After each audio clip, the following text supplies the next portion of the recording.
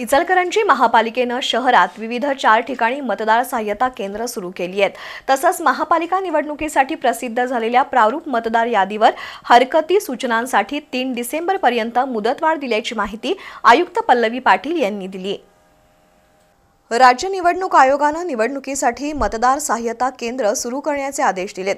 त्यानुसार इचलकरंजी महापालिकेनं सार्वत्रिक निवडणुकीसाठी महापालिकेच्या 4 क्षेत्रीय कार्यालयात मतदार सहाय्यता केंद्र सुरू केलंय।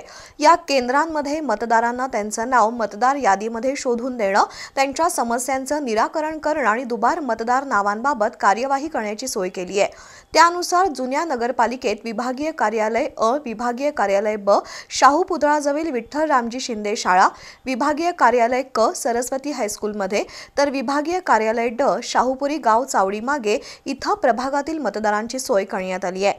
महापालिका निवडणुकीसाठी जाहीर केलेल्या प्रारूप मतदार यादीवर हरकती सूचनांसाठी 3 डिसेंबरपर्यंत मुदतवाढ दिली आहे। इचलकरंजीतील मतदारांनी विभागीय कार्यालयामधील मतदार सहाय्यता केंद्राचा लाभ घ्यावा असं आवाहन आयुक्त पल्लवी पाटील यांनी केलंय।